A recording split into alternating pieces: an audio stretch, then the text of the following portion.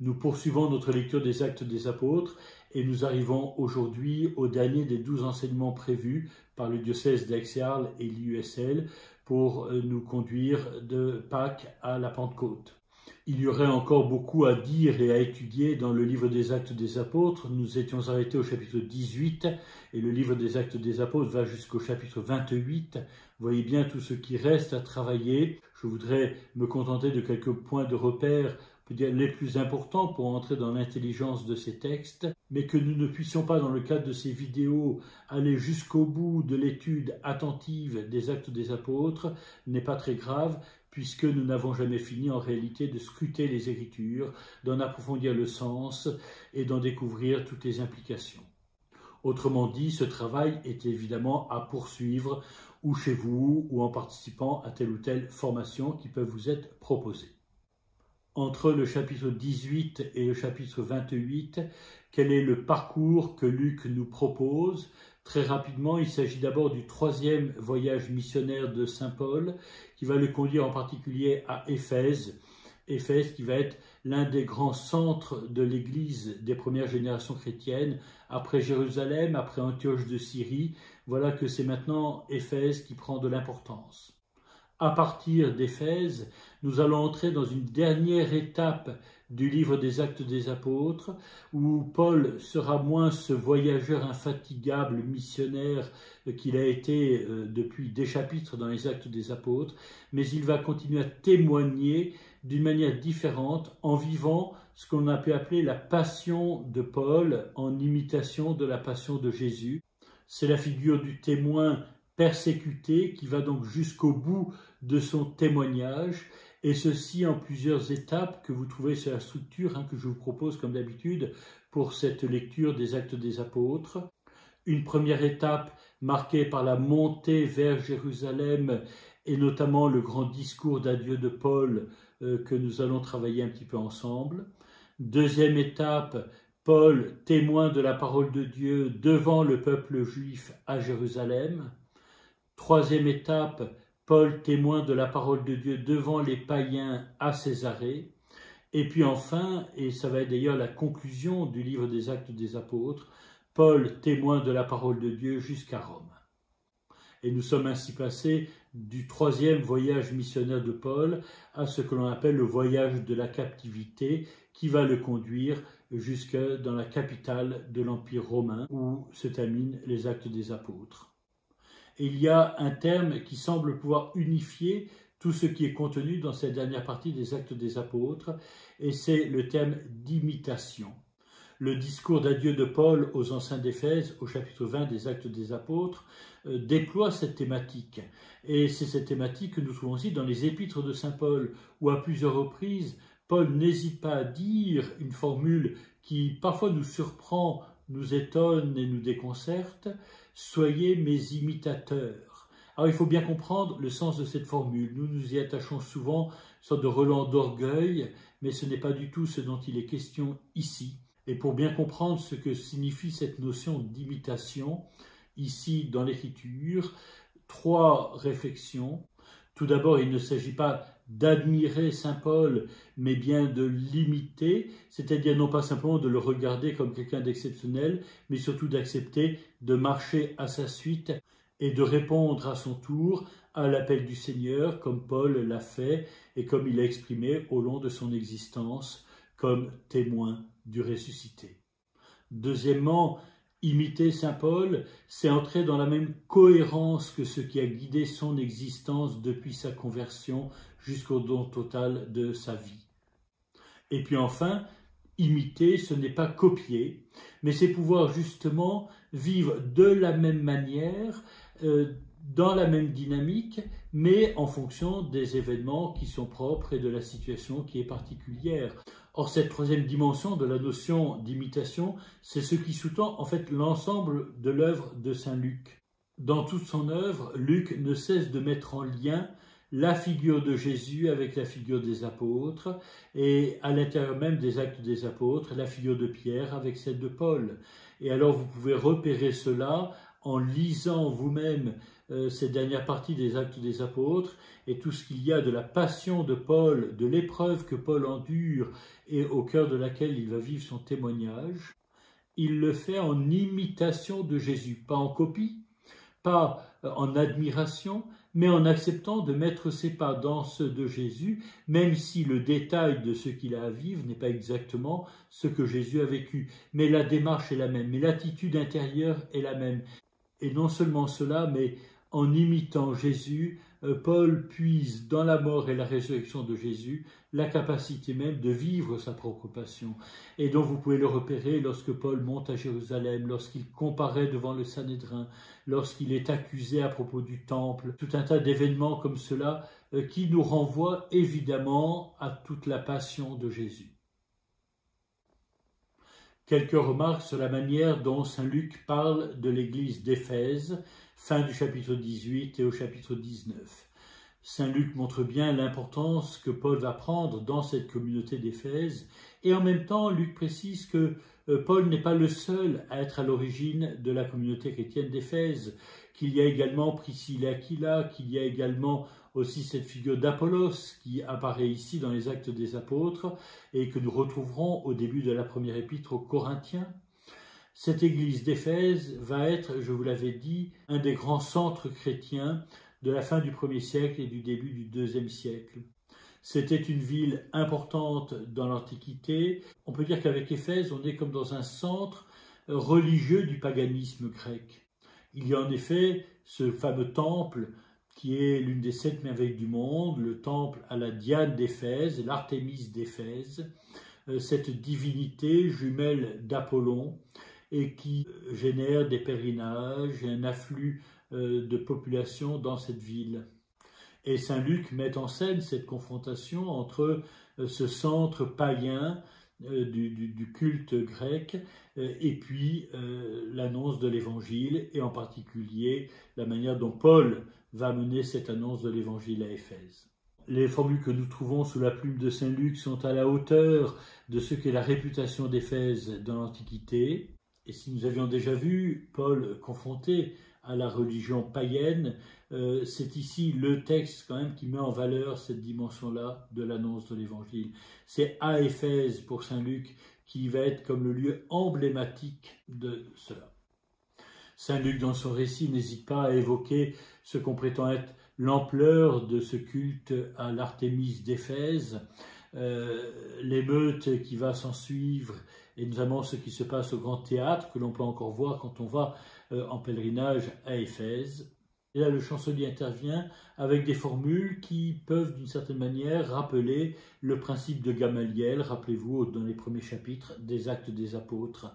Ici, voilà ce qu'il dit, Éphésiens, il le dit avec une certaine emphase, Éphésiens, quel homme au monde ignore que la ville d'Éphèse est la gardienne du temple de la grande Artémis et de sa statue tombée du ciel. Cela étant donc sans conteste, il faut vous tenir tranquille et ne rien faire d'inconsidéré. Autrement dit, si vraiment la statue est tombée du ciel et si c'est le grand sanctuaire de la déesse Artémis, elle-même est bien capable de se défendre. Voilà, et pour en terminer avec ces débuts de l'église d'Éphèse, n'oublions pas que saint Luc, dans les Actes des Apôtres, nous dit qu'il ne s'agit pas seulement d'Éphèse, mais bien de l'ensemble de la province d'Asie, qui a reçu ainsi la parole de Dieu. Et ces églises de la province d'Asie, nous les retrouverons ailleurs dans le Nouveau Testament. Pour penser à l'église de Colosse, à l'église de Laodicée, à l'église de Hiérapolis, dont nous trouvons la trace dans les lettres de saint Paul.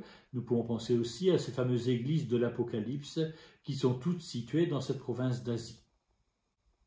Le second point d'insistance est sur le discours d'adieu de Paul, qui est le premier, on peut dire le seul discours de Paul adressé à la communauté chrétienne elle-même, et en particulier à ses responsables. Alors ce discours a lieu à Milet, pas très loin d'Éphèse. Paul est sur la route qui va le conduire vers Jérusalem, il est dans le début de sa montée vers Jérusalem, et il y a ce grand discours, un discours d'adieu, comme Jésus lui-même a prononcé un discours d'adieu comme nous en trouvons tant d'exemples dans l'ensemble de l'Écriture. Et ce discours d'adieu dit des choses importantes sur ce qu'est le témoin. c'est là que nous voyons Paul évoquer à la fois le passé, le présent et l'avenir, et il n'hésite pas à se donner à imiter. Et parce que Paul a pu vivre cet itinéraire en réponse à l'appel de Jésus et de la mission qui lui est confiée, eh bien, tous ceux qui ont eux-mêmes répondu à l'appel du Seigneur vont être capables de pouvoir vivre le même chemin. Et n'oubliez jamais que quand Paul invite ceux à qui il s'adresse à être ses imitateurs, il précise, comme on le voit dans la première aux Corinthiens au chapitre 11, il précise « Soyez mes imitateurs, comme moi je le suis du Christ ». Il s'agit donc là d'une chaîne, et c'est ce qu'on appelle la tradition. Et cette tradition, c'est de pouvoir justement mettre chacun les pas dans les pas de ceux qui nous ont précédés, eux-mêmes ayant mis les pas dans ceux qui ont été les premiers disciples de Jésus, avoir suivi Jésus et à pouvoir être ses témoins. Ce discours de Paul commence au chapitre 20, au verset 18. « Vous savez vous-même de quelle façon, depuis le premier jour où j'ai mis le pied en Asie, je n'ai cessé de me comporter avec vous, servant le Seigneur en toute humilité, dans les larmes et au milieu des épreuves que m'ont occasionné les machinations des Juifs. Vous savez comment, en rien de ce qui vous était avantageux, je ne me suis dérobé quand il fallait vous prêcher et vous instruire en public et en privé, adjurant Juifs et Grecs de se repentir envers Dieu et de croire en Jésus notre Seigneur. » Il y a là un très beau résumé de ce qui a été jusque-là la mission de saint Paul, et nous retrouvons ces formules que nous avons rencontrées tout au long des Actes des Apôtres dans les fameux discours missionnaires, aussi bien de Pierre que de Paul. Invitation à la conversion, c'est au verset 21, adjurant Juifs et Grecs de se repentir, et puis invitation à la foi, croire en Jésus notre Seigneur.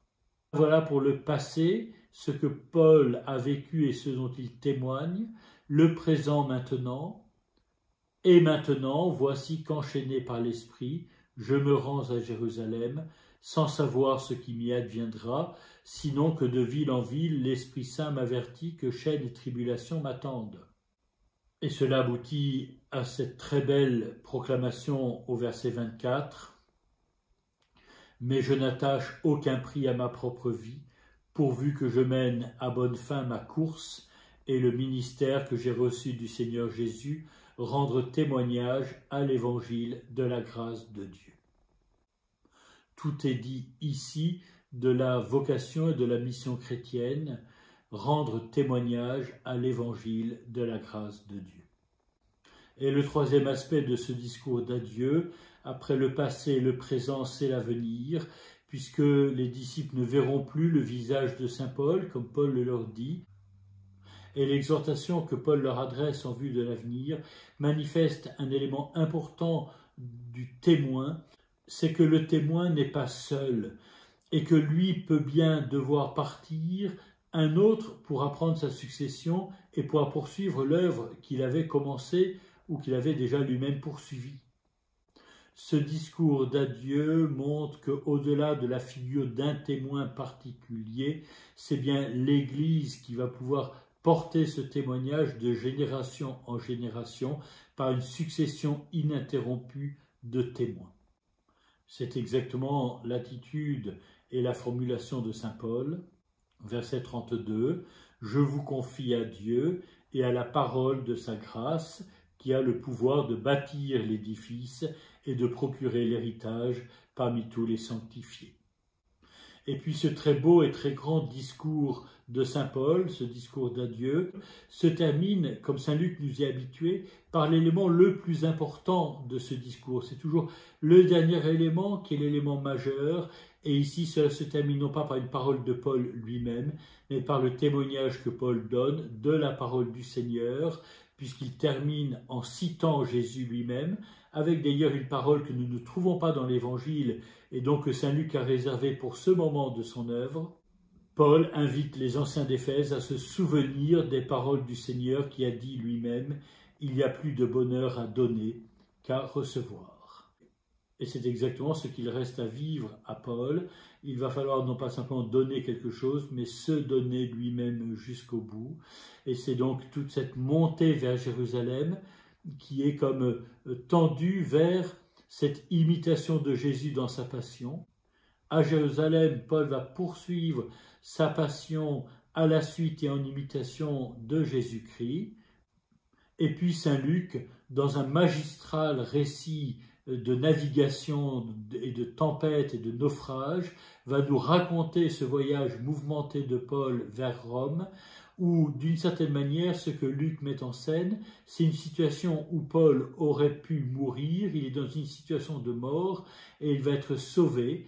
Il se passe pour Paul ici un petit peu ce qui s'était passé pour Pierre au chapitre 12. Ils sont tous les deux passés par une situation de mort dont ils ont été sauvés. Et il y a dans la figure de Paul survivant au naufrage et survivant aussi à la morsure de la vipère, et également permettant à tous ceux qui étaient avec lui de survivre au naufrage, il y a là quelque chose de la Pâque de Paul, de sa situation de mort et comme d'une résurrection, en tout cas d'un salut dont il est le témoin. Ce naufrage est le plus beau récit de voyage vraiment raconté, décrit pas à pas, péripétie après péripétie par Saint Luc, et qui, de cette manière-là, vient comme nous dire ce qu'a été tous les voyages d'une manière ou d'une autre, peut-être pas aussi dramatique, mais quand même cette dimension difficile, éprouvante des voyages à l'époque. Il suffit pour Luc de nous en raconter un, et nous pouvons ensuite transposer cela à tous les autres voyages. Et au moment où nous arrivons au chapitre 27, nous n'avons cessé de voir Paul voyager par terre et par mer. Et bien cela nous montre ici la difficulté qu'il y a à vivre ces voyages, les péripéties au cours de ces voyages, ce qui parfois peut prendre quelques lignes simplement comme un itinéraire de tel endroit à tel endroit, en réalité évoque beaucoup de situations difficiles, éprouvantes. Eh bien, ce voyage de la captivité en est un témoignage. Et c'est ainsi qu'il arrive à Rome pour la conclusion du livre des Actes des Apôtres. Et nous pouvons prendre ensemble ce dernier texte par lequel nous allons à la fois terminer les Actes des Apôtres et en même temps notre enseignement. Nous trouvons ça au chapitre 28, à partir du verset 16, où on nous précise que Paul a son propre logement avec un soldat qui le garde. Il convoque les notables juifs, il raconte son histoire. Les juifs de Rome disent qu'ils n'en savaient rien. Pour notre compte, nous n'avons reçu à ton sujet aucune lettre de Judée. Aucun des frères arrivés ici ne nous a rien communiqué ni appris de fâcheux sur ton compte. Mais nous voudrions entendre de ta bouche ce que tu penses, car pour ce qui est de ce parti-là, nous savons qu'il rencontre partout la contradiction. Et Paul ici continue à témoigner du Christ. Et comme c'est le cas tout au long des Actes des Apôtres, il y a cette nouvelle ligne de partage qui traverse tous les cœurs. Les uns se laissaient persuader par ses paroles, les autres restaient incrédules. Et ils se séparaient sans être d'accord entre eux. Paul va alors citer l'Écriture, plus particulièrement le prophète Isaïe, et cet oracle que Jésus lui-même avait cité au moment où il avait commencé son discours en parabole. Il y a cette ultime ouverture aux païens, si importante à Rome. Sachez-le donc, c'est aux païens qu'a été envoyé ce salut de Dieu. Eux, du moins, ils écouteront. Les deux derniers versets sont les suivants. Paul demeura 2 années entières dans le logis qu'il avait loué. Il recevait tous ceux qui venaient le trouver, proclamant le royaume de Dieu. C'est par là qu'avaient commencé les Actes des Apôtres. Rappelez-vous, lorsque Jésus ressuscité pendant 40 jours, leur avait parlé du royaume de Dieu. Et bien là, c'est Paul qui lui-même parle du royaume de Dieu. Il enseignait ce qui concerne le Seigneur Jésus-Christ avec pleine assurance et sans obstacle. Vous voyez bien que là, il faut souligner, il recevait tous ceux qui venaient le trouver. Jusqu'à la fin, la bonne nouvelle est adressée à tous, en tout cas à tous ceux qui acceptent de l'accueillir et de la recevoir. Et Paul ici est revêtu, comme depuis le début de sa conversion, d'assurance, d'audace, de cette paressia qui est une des caractéristiques de la force qui anime les témoins de l'Évangile, cette force étant celle qui vient de l'Esprit Saint. Faut-il conclure ce travail sur les Actes des Apôtres? Je ne sais pas si c'est nécessaire, parce qu'il me semble que les Actes des Apôtres constituent une œuvre qui reste ouverte. qui ne se termine pas complètement, ou plus exactement, qui se termine à Rome, alors que le projet initial, je vous le rappelle, si vous vous remettez en mémoire le verset 8 du chapitre 1, vous serez mes témoins jusqu'aux extrémités de la terre. Le projet initial était d'aller jusqu'aux extrémités de la terre. Nous sommes à Rome. Rome n'est pas les extrémités de la terre, c'est plutôt le centre du monde connu de l'époque, en tout cas de l'Empire romain.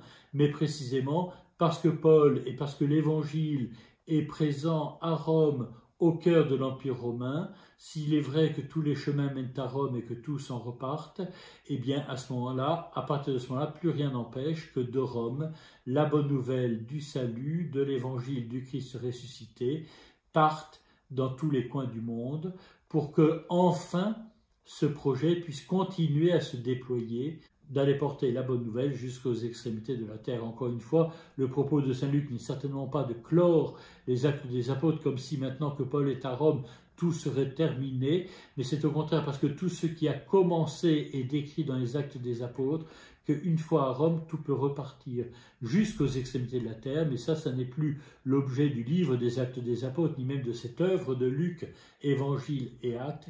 Désormais, c'est l'histoire de l'Église, c'est l'histoire de toutes ces générations de témoins qui arrivent jusqu'à nous, qui nous ont transmis cette bonne nouvelle du salut et qui nous chargent de la transmettre à notre tour. Ce n'est donc qu'à la condition que nous puissions nous engager, que nous vivions nous-mêmes l'aventure décrite dans les Actes des Apôtres, mais à notre manière. Rappelez-vous cette notion d'imitation. Il s'agit bien d'imiter ce qui s'est passé au commencement de l'Église et ce qui est raconté dans les Actes des Apôtres, pas en le copiant, pas seulement en l'admirant, pas en le copiant, en le vivant à notre manière, mais dans la même logique, dans la même cohérence. Et alors nous pouvons reconnaître vraiment la richesse de ce texte de Saint Luc, sa richesse théologique, cette théologie mise en récit et en discours, et cela nous a rendu assez proches, je pense, tout ce qui s'est passé dans les premiers temps de l'Église, pour que nous puissions y déceler et y puiser tout ce qui nous permet de poursuivre cette mission, pour que nous puissions travailler à notre tour à cette annonce de l'Évangile jusqu'aux extrémités de la terre, en devenant nous-mêmes ces témoins de l'Évangile du Christ ressuscité, des témoins animés par la force de l'Esprit Saint, et soucieux non pas simplement d'annoncer une parole de salut, mais aussi, je vous le rappelle et je termine par là, de mettre en communion tous ceux qui ont accueilli cette parole du salut, pour que nous puissions devenir ensemble ces témoins d'une parole qui est capable de sauver et qui est capable également de mettre en communion.